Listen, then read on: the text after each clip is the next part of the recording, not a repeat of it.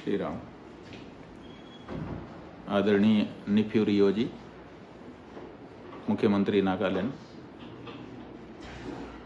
हम अभी दीमापुर एयरपोर्ट पर आपके प्रदेश में आए हैं और जैसा कि आपको पहले से ही पता है कि हम ये गौ प्रतिष्ठा ध्वज यात्रा पूरे भारत में निकाल रहे हैं। हमारा उद्देश्य ये है इस यात्रा के निकालने के पीछे कि गाय के बारे में एक राय पूरे देश की बना दी जाए। जहाँ जहाँ अगर किसी तरह की कोई समस्या है तो चर्चा करके उसमें क्या रास्ता निकल सकता है वो रास्ता निकाल करके सबको एक विचार का कर दिया जाए, ताकि ये जो रोज़ की लड़ाई झगड़े पूरे देश में हो रहे हैं ये बंद हो जाएं और लोगों का आपस में मेलजोल हो जाए, अच्छा वातावरण बन जाए। किसी प्रकार की किसी के साथ जोर ज़बरदस्ती करने के लिए हम नहीं निकले हैं, बल्कि उनके साथ बैठ करके संवाद स्थापित करने के लिए, उनकी समस्या सुनने के लिए और अपनी भावना बताने के लिए, और फिर दोनों के बीच में क्या रास्ता निकलेगा इसका रास्ता निकालने के लिए हम निकले हुए हैं। लेकिन अभी हम जब दीमापुर एयरपोर्ट पर आए हैं और अंदर कोहिमा आ रहे थे ताकि हम वहाँ आकर के वहाँ के लोगों से संवाद स्थापित करें, तो आपके द्वारा नियुक्त जो हमारे नाम और वो पूछ लें जी। आपका शुभ नाम? Deputy commissioner Chumoukedima. आपका शुभ नाम योर नेम?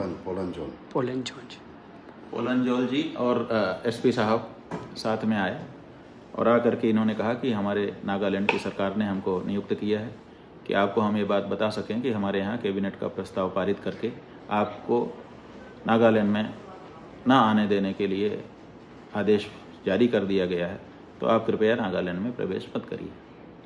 तो हमने इनसे पूछा कि ये बताइए कि किस कारण से हमको रोका गया है।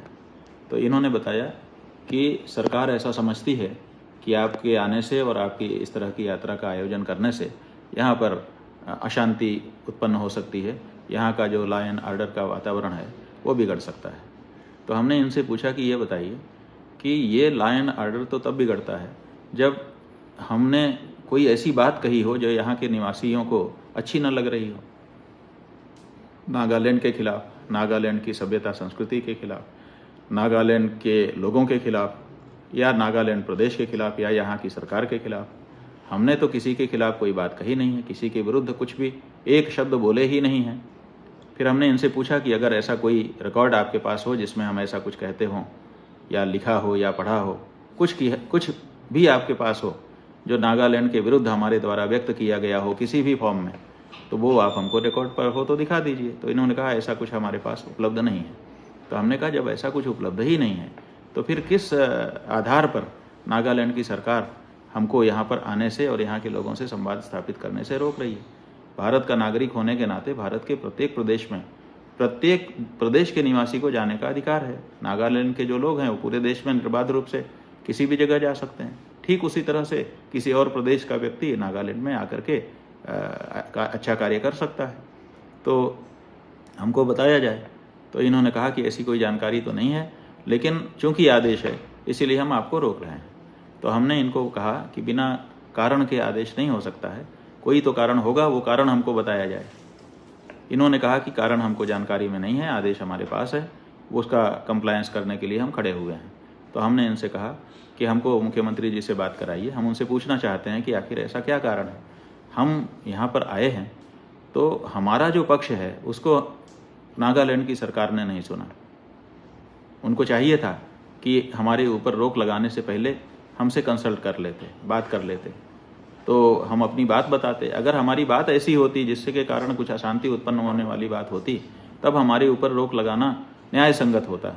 लेकिन हमने तो ऐसी कोई बात कही ही नहीं और हमारा पक्ष सुना ही नहीं गया, केवल कल्पना करके कि वो आएंगे तो अशांति हो जाएगी और हमारे ऊपर रोक लगा दी गई। हम समझते हैं कि ये हमारे ऊपर अत्याचार है। इसीलिए हम इनसे बार बार अनुरोध कर रहे थे, आपके एसपी साहब से, आपके कमिश्नर साहब से, कि किसी तरह से हमारी बात मुख्यमंत्री जी तक पहुंचाइए और वो हमको बताएं कि आखिर क्या कारण है। जहाँ तक हमारा प्रश्न है, हम आपको मुख्यमंत्री जी बताना चाहते हैं कि हम राजनीति में नहीं हैं, हम अपनी बात करते हैं। सनातन धर्म के होने के नाते सनातन धर्म की बात करते हैं। वो हमारा अधिकार भी है और हमारा कर्तव्य भी है। तो लेकिन हम किसी के ऊपर अपनी भावना, अपने जो नियम हैं उनको थोपते नहीं हैं, किसी के ऊपर जोर ज़बरदस्ती करते नहीं हैं। नागालैंड के विरुद्ध हमने कुछ बोला नहीं है। तो ऐसे में नागालैंड में हमारे प्रवेश पर आपने कैबिनेट की बैठक बुला करके रोक लगा दी, ये हमको नहीं उचित लगता है। तो हम चाहेंगे कि या तो आप हमको कहिए कि आप नागालैंड आओ, ऐसी कोई बात आप उसमें शर्त लगा दीजिए कि ऐसी कोई बात नहीं कहना जिससे अशांति हो जाए, वो तो हमको ठीक लगता है। अगर आप ऐसा प्रस्ताव कुछ पारित करते और हमको सूचित करते कि आइए, आपका स्वागत है, आने में कोई दिक्कत नहीं है, लेकिन ऐसी कोई बात मत करिएगा कि हमारा लॉ एंड ऑर्डर बिगड़ जाए, तब हम आपको समझते कि आप अपने प्रदेश का पक्ष लेकर के सही निर्णय कर रहे हैं। तो आप आगे के लिए या तो हमको कहिए कि आप आओ, शर्त जो आपको लगानी हो लगा दीजिए, और या तो फिर आप हमको कारण बताओ कि आखिर ऐसा क्या कारण है। जब हमने नागालैंड के विरुद्ध कुछ भी ना तो कहा, ना तो किया, ना तो लिखा, ना तो पढ़ा, ना तो सपने में सोचा, तो फिर आपने नागालैंड में हमारे प्रवेश पर क्यों रोक लगा दी। ये हमारे साथ आप अन्याय कर रहे हैं, और आप तो मुख्यमंत्री के पद पर हैं, नागालैंड की जनता ने आपको वहाँ पे बैठाया है। तो सब लोग ये सोचते हैं कि भाई जिम्मेदार पद पर कोई बैठा है तो वो न्याय करेगा। तो आप हमारे साथ अन्याय मत करिए, हमारे साथ न्याय करिए। यही अनुरोध हम करना चाहते हैं। हम चाहते थे कि हम जब तक यहाँ बैठे हैं आपसे हमारी बात हो, लेकिन आपके अधिकारी संकोच कर रहे हैं कि हम कैसे सीधे सीएम साहब को कहें। तो ठीक है, अब उनका अपना संकोच है, हम उनको भी धर्म संकट में नहीं डालना चाहते हैं, इसलिए हम यहाँ से अभी प्रस्थान करेंगे। लेकिन इस आशा से करेंगे कि आप हमको एक हफ्ते के भीतर, एक सप्ताह के भीतर जवाब देंगे। जो भी आपका जवाब होगा उसके आधार पर हम आगे का कार्यक्रम सुनिश्चित करेंगे, और नहीं तो दोबारा आएंगे। ऐसी क्या बात है, किसी को बलपूर्वक नहीं रोका जा सकता। और हम भी जो चाहते हैं कि गौ हत्या रुके, बलपूर्वक नहीं रोकना चाहते हैं, हम तो बैठ करके उसका रास्ता निकालना चाहते हैं। तो ये बल वाला जो रास्ता आप अपना रहे हैं उसको छोड़ दीजिए, प्यार मोहब्बत वाला रास्ता निकालिए। हम बैठे, आप बैठे, यहाँ की जनता बैठे, हम लोग चर्चा करेंगे और देख लीजिएगा कि निष्कर्ष निकल जाएगा। ये गाय का जो मुद्दा है, आपके ऑफिसर ने हमको बताया है कि हम लोग इसको बहुत संवेदनशील मुद्दा मानते हैं। तो हमने उनसे पूछा कि संवेदनशील मुद्दों को क्या बनाए रखना चाहिए कि उनको समाधान उनका ले लेना चाहिए, सॉल्व कर देना चाहिए। उन्होंने कहा सॉल्व करना अच्छा है, हम भी यही मानते हैं।